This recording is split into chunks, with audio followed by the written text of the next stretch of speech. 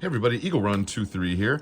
I've got a lower parts kit here, all disassembled. This came to us from Palmetto State Armory, and they make a really good kit that they put on sale pretty often, and I pick a couple of them up anytime that I see them.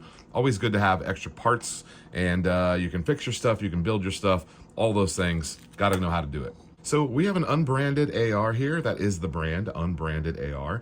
I had it Cerakoted and it's time to get it assembled. So I wanted to go over a couple of the components that are in your basic kit and then talk about some of the ways you can upgrade. We like to go with a basic budget build and then spend some money on some key things along the way in order to make our gun a little bit nicer. One of the first things in this kit that we're going to talk about is the safety.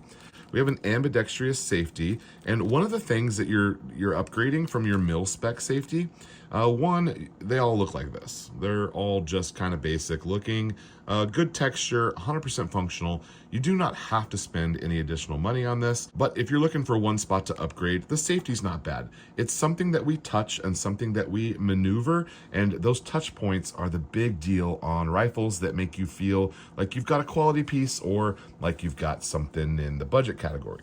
You could put a high polish. Can I get that in focus?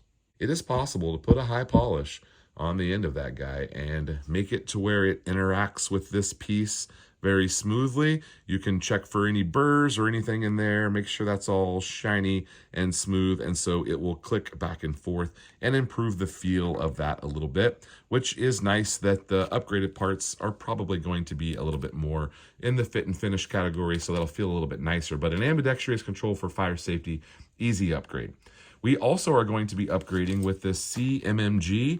This came in our tac pack as well.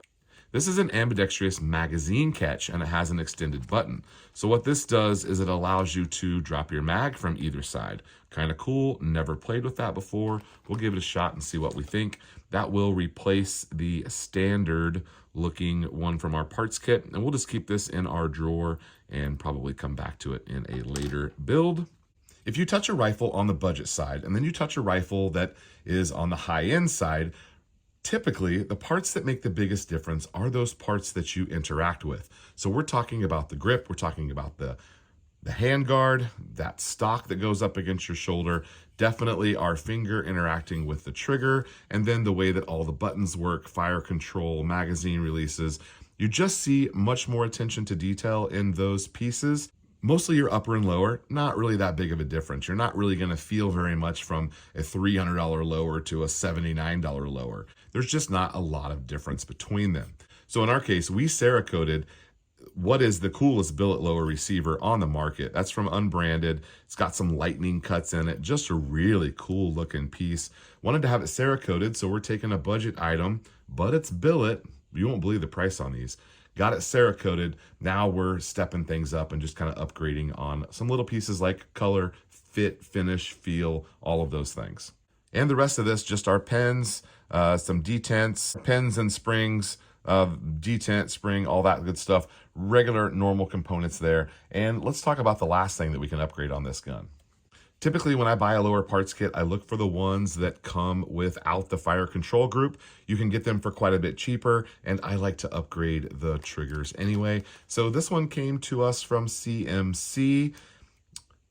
I have another CMC. I really like it, but I don't have this 3.5 pound pole one. I have one that's a little bit lighter. Was wanting to put this on more of a training duty gun type thing, and I think this would be a good choice for it. But AT3 Tactical just sent in this ballistic engineering. It is called the Core, and it's a 4-pound trigger. I don't know if you watch Randy over at AT3 Tactical. I'm sure most of you do, but he did a review on this and wants me to check it out. I think it looks really interesting. I think we're gonna go this way. All right, so I wanted to go over those components, talk about the upgrades. You can take a gun that's on the lower tier, add some nice pieces, and have something that really performs well for you and feels good. If you can keep your buttstock from rattling, that is the biggest thing. Get some tape or some shims in there, make that solid connection. When you grab a gun, it shouldn't rattle around on you. If it does, do something about it, upgrade some things, and keep building, guys. All right, Eagle Run 23, we'll see you next time. Make sure you're subscribed because this video will be finished very soon.